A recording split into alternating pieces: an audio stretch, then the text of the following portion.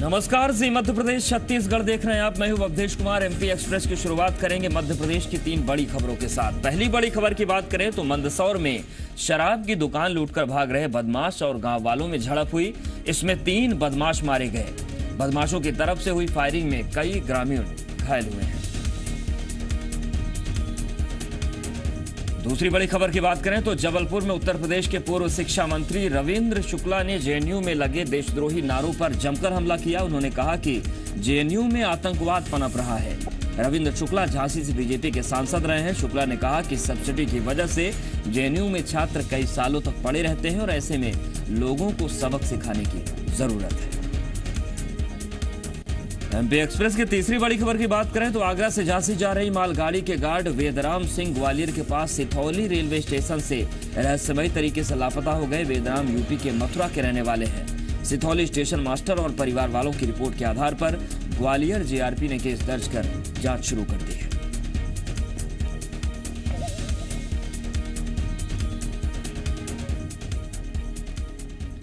और चलिए सबसे पहले बात करते हैं मंदसौर की, जहां पर शराब की दुकान लूटकर भाग रहे बदमाश और गांव वालों में झड़प हो गई और इस झड़प में 3 बदमाश मारे गए। बदमाशों की तरफ से हालांकि फायरिंग की गई थी। कई ग्रामीण भी घायल हुए हैं और घटना नाहरगढ़ थाना क्षेत्र के कयामपुर इलाके की है। बताया जा रहा है कि शराब दुकान पर 2 मोटरसाइकिल सवार बदमाशों ने लूट की वारदात को अंजाम दिया और इसके बाद लोगों ने भाग रहे बदमाशों को करनाली फंटे के पास पकड़ने की कोशिश की, जिसके बाद बदमाशों ने ताबड़तोड़ फायरिंग शुरू कर दी। इस फायरिंग में 13 साल के बच्चे सहित 4 लोग घायल हो गए और इस दौरान लोगों ने तीनों बदमाशों को पकड़ लिया। गुस्साए लोगों की पिटाई से तीनों बदमाशों की मौत हो गई। घायल गांव वालों को अस्पताल में भर्ती करवा दिया गया है और पुलिस ने गांव में सुरक्षा बढ़ा दी। साथ ही राजस्थान की सीमा पर गश्त बढ़ाई गई है। तो मंदसौर में शराब की दुकान को लूट कर भाग रहे थे बदमाश, लेकिन उसके बाद गांव वालों ने पीछा किया। बदमाशों ने फायरिंग कर दी, जिसमें एक बच्चे समेत 4 लोग घायल हुए हैं और इसके बाद जब बदमाश ग्रामीणों की पकड़ में आए तो ग्रामीणों ने पीट कर तीनों बदमाशों की हत्या कर दी। कर्नाली फंटे के वहाँ जाके पीछा किया उनका, फिर वापिस रिटर्न हमने गाड़ी पकड़ा की। तो खेता खेड़ा ये रपट है, वहाँ जाके उसने फायरिंग की तो मेरा हाथ में लगने की वजह से फिर ज़्यादा वो पीछे गाड़ी की पीछे ठोक दी मैंने खेता खेड़ा दुकान के वहाँ जाके, फिर वो 3 निकल गए। अज्ञात बदमाशों ने शराब वालों की दुकान को लूटने का जो प्रारंभिक जानकारी है, उसके बाद गाँव वाले भी आ गए और परस्पर संघर्ष हुआ है और उस संघर्ष में 3 जो अज्ञात बदमाशों की मौत हुई है। जो कुछ ग्रामीण जनों को भी छर्रे लगे हैं। इसमें 4 घायल जिला चिकित्सालय मंदसौर आए हैं। 3 के पैर में लगा है, 1 के हाथ में लगा है। सब खतरे से बाहर है। जबलपुर में उत्तर प्रदेश के पूर्व शिक्षा मंत्री रविंद्र शुक्ला ने जेएनयू में लगे देशद्रोही नारों पर जमकर हमला किया। उन्होंने कहा कि जेएनयू में आतंकवाद पनप रहा है। रविंद्र शुक्ला झांसी से बीजेपी के सांसद भी रह चुके हैं। शुक्ला ने कहा कि सब्सिडी की वजह से जेएनयू में छात्र कई सालों तक पड़े रहते हैं, ऐसे में लोगों को सबक सिखाने की जरूरत है। रविंद्र शुक्ला ने जेएनयू मसले पर कांग्रेस और वाम दलों पर भी जमकर हमला बोला।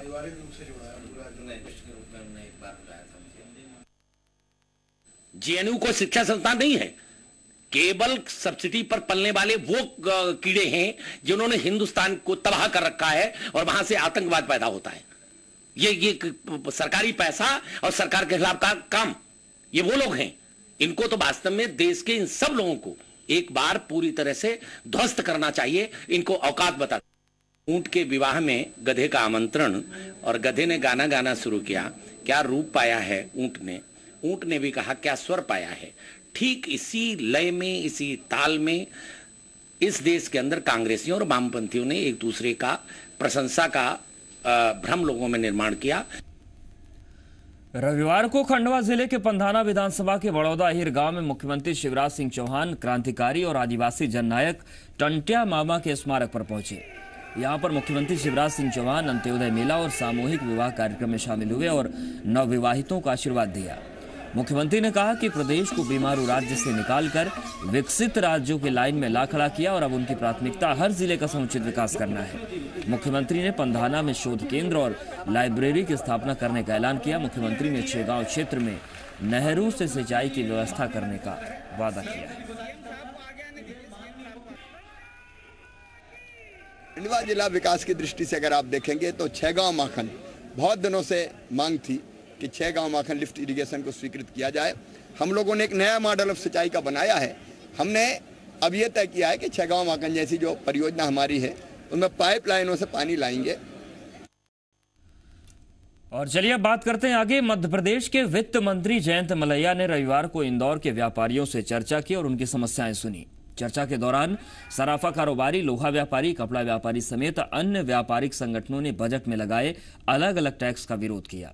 वित्त मंत्री ने व्यापारियों को उनकी परेशानियां जल्द दूर करने का भरोसा दिया है। वित्त मंत्री ने कहा कि पूरे देश में मंदी का माहौल है और प्रदेश में भी हालात ठीक नहीं है।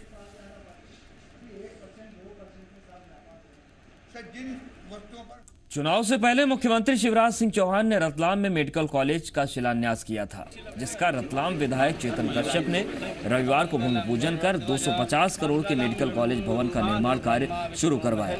आपको बता दें कि 750 बिस्तरों के मेडिकल कॉलेज में हजारों लोगों को रोजगार मिलेगा। रतलाम में मेडिकल कॉलेज की मांग पिछले चुनाव में एक बड़ा सियासी मुद्दा बना था और कांग्रेस ने मेडिकल कॉलेज के मुद्दे को काफी सियासी रंग देने की कोशिश की, लेकिन मुख्यमंत्री शिवराज सिंह चौहान ने क्षेत्र की जनता को मेडिकल कॉलेज की सौगात देकर न सिर्फ अपना वादा पूरा किया बल्कि इलाके में बीजेपी की साख को और ज्यादा मजबूत किया है। आज मेडिकल कॉलेज के भवन का निर्माण कार्य प्रारंभ हो रहा है। यंत्र पूजा करके वो कार्य प्रारंभ कर रहे हैं और इस वर्ष में 10% से ज़्यादा अगर बिल्डिंग कार्य प्रारंभ होगा तब हम इसकी MCI में परमिशन के लिए वहाँ पर हम अप्लाई करेंगे मध्य प्रदेश सरकार की ओर से। राउरकेला से गिरफ्तार सिमी के आतंकी सलीक की रविवार को खंडवा स्पेशल कोर्ट में पेशी हुई। सलीक की पेशी के लिए भोपाल से ATS की टीम भारी सुरक्षा व्यवस्था के बीच उसे भोपाल से खंडवा लेकर आई। कोर्ट में दोपहर को पेशी के बाद ATS की टीम सलीक को वापस लेकर रवाना हो गई। सलीक पर खंडवा में अलग अलग धाराओं में आधा से ज्यादा केस दर्ज है, आधा दर्जन से ज्यादा। साल 2011 में खंडवा की गुलमोहर कॉलोनी में एक मकान में सिमी की गतिविधियों की बैठक में सलीक शामिल था, लेकिन मकान पर पुलिस की छापेमारी के वक्त सलीक भागने में कामयाब रहा। इस बीच पुलिस के हाथ 6 आतंकी अबू फैजल, गुड्डू, महबूब मोहम्मद जाकिर, अकिल खिलजी, मोहम्मद असलम चढ़ गए और इन सभी को खंडवा जेल में बंद किया गया। लेकिन 1 अक्टूबर 2013 को सभी 6 आतंकी जेल ब्रेक कर फरार हो गए थे और इनकी फरारी के दौरान सलीक ने इन्हें जगह जगह संरक्षण देने में काफी मदद की थी। जेल ब्रेक के बाद सलीक भी इन आतंकियों के साथ कई वारदात में शामिल रहे। 2 मामलों में इसको न्यायालय में प्रस्तुत किया गया है। एक मामला खंडवा का है और एक दूसरा जेल तोड़ने का खंडवा का। उसमें भी इसकी क्रियाकलाप पाए गए थे, इसलिए दोनों मामलों में इसकी न्यायालय की अनुमति से अरेस्ट ली गई है। और चलिए अब बात करते हैं गार्ड के मिस्ट्री की। चलती ट्रेन से लापता हो गया गार्ड। एक मालगाड़ी मथुरा से भोपाल के लिए निकली और हर मालगाड़ी की तरह उसमें एक रेलवे गार्ड सवार था, लेकिन वो गार्ड बीच रास्ते में कहीं गायब हो गया। लेकिन वो कहां गया, उसके साथ क्या हुआ, इस बात की जानकारी किसी को नहीं है। एक ट्रेन से गार्ड के गायब होने की यह मिस्ट्री इस वक्त GRP के लिए मुश्किल का सबब बन गई है। ट्रेन से लापता हुआ गार्ड, क्या हुआ रेलवे गार्ड वेदराम के साथ? ये वो मिस्ट्री है जिसने रेलवे पुलिस को भी हैरान कर रखा है। एक ट्रेन गार्ड जो एक मालगाड़ी में अपनी ड्यूटी पर तैनात था, वो मालगाड़ी मथुरा से भोपाल के लिए निकली थी, लेकिन झांसी के पास सिथौली स्टेशन पर पहुंचकर जब वो गाड़ी आगे बढ़ने वाली ही थी कि पता चला उस मालगाड़ी का गार्ड वेदराम कहीं लापता हो गया। वेदराम का मोबाइल और सामान ट्रेन में ही उसके डिब्बे में मिला, लेकिन वेदराम का कहीं कोई अता पता नहीं था। वेदराम के साथ ही उसके पास मौजूद वॉकी टॉकी भी गायब था। ये गार्ड के पोस्ट पे थे और मालगाड़ी में जा रहे थे। सिथौली स्टेशन पर मालगाड़ी रुकी तो वहाँ से 9:09 से पहले हमारे पास फ़ोन आया था उनका उनसे बात हुई है। तो बच्चे ने पूछा था पापा कब आओगे, वन भाई मैं कल शाम तक आ जाऊँगा। तो उसके बाद कोई लोकेशन नहीं है। दरअसल यूपी के मथुरा के कौसी कला के रहने वाले वेदराम रेलवे में बतौर गार्ड तैनात हैं। शनिवार की सुबह भी वो रोजाना की तरह अपनी ड्यूटी पर निकले थे। उन्हें मथुरा से भोपाल के लिए जाने वाली मालगाड़ी में ड्यूटी दी गई। मथुरा से निकलकर गाड़ी जब सिथौल स्टेशन पर रुकी तो गाड़ी के ड्राइवर की वॉकी टॉकी के जरिए वेदराम से बात हुई, लेकिन वो उन दोनों के बीच आखिरी बातचीत थी। ये स्टेशन मास्टर सिथौली द्वारा कल एक मेमो दिया गया था कि एक ट्रेन का एक गार्ड है वेदराम सिंह करके, वो गायब है। पॉइंट्समैन जब उसको स्टेबल का मेमो देने गया तो वहाँ पर वो नहीं मिले थे। फिलहाल वेदराम के यूं रहस्यमयी हालात में गायब होने की इस मिस्ट्री को सुलझाने में जीआरपी जुटी हुई है। कंट्रोल रूम को भी इस संबंध में सूचित किया गया, हमारे कंट्रोल रूम को भी हमारे द्वारा सूचित किया गया है कि ये व्यक्ति गायब है। भी किसी प्रकार की कोई जानकारी नहीं मिली। उसका सामान और मोबाइल वगैरह वो सब वहीं पे रखा हुआ था और वॉकी टॉकी सेट वो संभवतः अपने साथ लेकर गया है। चलती ट्रेन से वेदराम कहां गुम हो गए? क्या वो सिथौली रेलवे स्टेशन पर अपनी मर्जी से उतरकर कहीं चले गए या फिर उनके साथ कोई अनहोनी हुई है? वो किसी मुसीबत में हैं? ये वो सवाल हैं जिनका जवाब मिलने के बाद ही रेलवे गार्ड वेदराम की लापता होने की इस मिस्ट्री से पर्दा उठ पाएगा। ब्यूरो रिपोर्ट, जी मीडिया। और चलिए अब बात करते हैं मध्य प्रदेश में मौसम की मार की। मध्य प्रदेश में इन दिनों किसानों के माथे पर चिंता की लकीरें हैं। ये चिंता उनकी फसल को बचाने की है। पहले कम बारिश की वजह से नुकसान झेल चुके किसानों के सामने अब बेमौसम बारिश ने चिंता बढ़ा दी है। कई जगहों पर बारिश ने कई किसानों की फसल को नुकसान पहुंचाया तो कई जगहों पर जानमाल का नुकसान भी उन्हें झेलना पड़ रहा है। अब समस्या है बची हुई फसल को सुरक्षित आखिर कैसे बचाया जाए।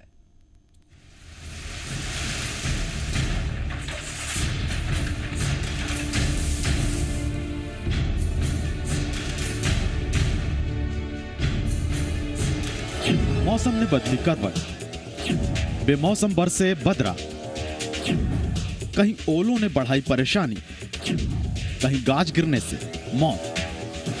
मध्य प्रदेश में मौसम ने करवट क्या बदली, आफत आ गई। बेमौसम बारिश ने किसानों के माथे पर चिंता की लकीरें खींच दी तो ओला पाला ने फसलों को नुकसान पहुंचा दिया। जब गाज गिरी तो 11 लोगों की जान लेकर चली गई। सागर, छतरपुर, टीकमगढ़, शाजापुर और दमोह में तो मानो आफत ही आ गई।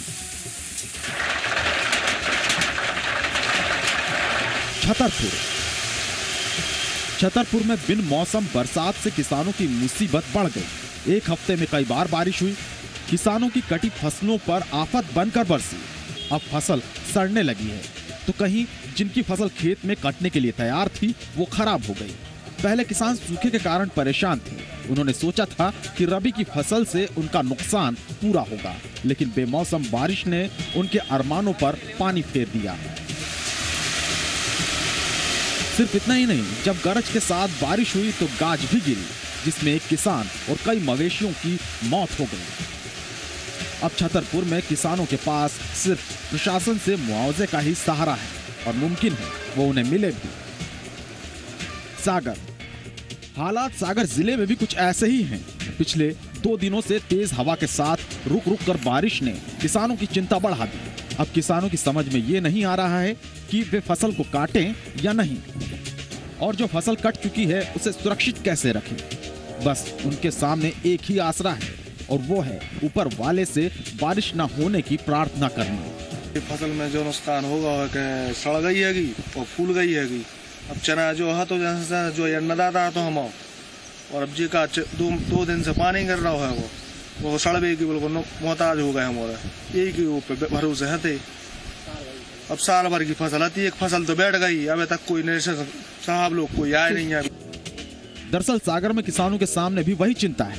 पिछली बार कम बारिश की वजह से फसल खराब हो गई और जब उनके नुकसान को पूरा करने की बारी आई तो कुदरत ने उन पर बेमौसम बारिश के रूप में फिर से कहर बरपा दिया। पूरा नुकसान होगा, गाजर फूल गई। अब हमारी कच्छु काम की नहीं है, सब लकड़ियाँ हो गई। और बेटा हमने बीजा भी लाओ तो हमने 550 रुपया किलो का बीजा भी लाओ तो हमने बीजा भी वो है कर्जा लेके हमने निराई करी और कर्जा लेके हमने निराई करने के बाद कर्जा लेके बिल भर रहे हैं। जी तो हमारे बिल कहाँ से भरे बेटा। और खाद पूरा यूरिया पोटास हमने डाली, बाबी हमने कर्जा लेके करी हमारी। जबलपुर, अब जरा जबलपुर के हालात देखिए। पिछले 2 दिनों से आसमान में अजीब सी हलचल हो रही है। हवाओं के बीच मानो झगड़ा चल रहा है, बादल आपस में टकरा रहे हैं। मौसम यहाँ ओलावृष्टि होने के संकेत दे रहा है और किसान परेशान खड़े हैं। उनके सामने कोई ऐसा हल नजर नहीं आ रहा जिससे वो अपनी फसल बचा सके। भोपाल में मौसम विभाग ने सबको सचेत कर दिया है क्योंकि ये बेमौसम बारिश किसानों के लिए मुसीबत का सबब बन सकती है। अगले 2 दिन में और भी बुरी खबर आ सकती है। कहीं बेतहाशा बारिश हो सकती है तो कहीं ओलावृष्टि होने के पूरे आसार हैं। संपूर्ण प्रदेश में कहीं कहीं बारिश की संभावना है और ओलावृष्टि की भी संभावना है। ऐसा उम्मीद कर रहे हैं अगले 48 घंटों में ऐसी स्थिति रहने की संभावना है। तो मध्य प्रदेश में बारिश ने किसानों के साथ जो खेल शुरू किया है वो लगातार जारी है। मौसम में बारिश न होने से पहले ही किसान परेशान हैं, तो इस बार फिर बेमौसम बारिश और ओलावृष्टि से किसानों की दिक्कतें बढ़ सकती हैं। छतरपुर से हरीश गुप्ता, सागर से अतुल अग्रवाल, भोपाल से शरद श्रीवास्तव के साथ ब्यूरो रिपोर्ट, जी मीडिया। और चलिए अब बात करते हैं रतलाम की, जहां पर एक शख्स ने जहर खाकर अपनी जान देने की कोशिश की और अपने इस कदम के लिए उस शख्स ने अपने ही ससुराल वालों पर गंभीर आरोप लगाए। आखिर कौन है वो शख्स और क्या आरोप लगाए उसने अपनी पत्नी और ससुराल वालों पर, चलिए आपको दिखाते हैं। अस्पताल में अपना इलाज करवा रहे शख्स ने जहर खाकर अपने ही हाथों अपनी जिंदगी लेने की कोशिश की है। हालांकि वक्त रहते इस शख्स को अस्पताल पहुंचाया गया, जिससे इसकी जान तो बच गई, लेकिन उसके बाद जो कहानी सामने आई वो बेहद हैरान कर देने वाली निकली। इसी से मेरे ससुराल वाले मेरे को बहुत परेशान कर रहे सर, बहुत टॉर्चर कर रहा है मेरे को, काय के न काय का 11 महीने से मानसिक रूप से प्रताड़ित कर ही जा रहे हैं। दरअसल रतलाम के मोती नगर के रहने वाले दीपक ने अपनी पत्नी और ससुराल वालों की प्रताड़ना से तंग आकर अपनी जान देने की कोशिश की है। दीपक का आरोप है कि उसके ससुराल वालों ने उसे पत्नी और उसके रिश्तेदारों के साथ मारपीट के झूठे केस में फंसा दिया। उसी वजह से तंग आकर इसने ये कदम उठाया। मैं तो लाना चाहता हूँ, लेकिन वो अब न तो छोड़ने के लिए तैयार है न आने के लिए। और कल भी मेरे को बहुत मारपीट करी उन्होंने, वहाँ फूल मंडी गए यहाँ पे। फिर आज आपने क्या किया? सब मेरे को अब उन्होंने मेरे आज तक कोई सा केस बना ही नहीं है थाने में। उन्होंने इतने इल्जाम लगा कि मेरे को अपराधी साबित कर दिया कि मेरे को अपने आप से शर्म आने लगी, तो मैंने कीटनाशक पी ली इसी से। दीपक की शादी 3 साल पहले पूजा से हुई थी, लेकिन शादी के बाद से ही पति पत्नी में झगड़े होने लगे। करीब 1 साल पहले पूजा दीपक का घर छोड़कर मायके रहने चली गई। अभी 1 दिन पहले ही दीपक पत्नी पूजा को मनाने उसके घर गया था, लेकिन उसका आरोप है कि वहां उसके साथ मारपीट की गई। फिलहाल पुलिस ने इन आरोपों की जांच शुरू कर दी है। पति पत्नी विवाद चल रहा है ये 1 साल से लगभग। पत्नी नहीं आ रही है, तो कल ये मिलने गया होगा, तो वहाँ पर इनकी कहा सुनी हुई होगी, फिर ये वापस घर आ गया।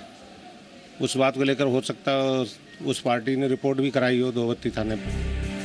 दीपक के ससुराल वालों ने उसके खिलाफ पत्नी के साथ मारपीट का मामला दर्ज करवाया है।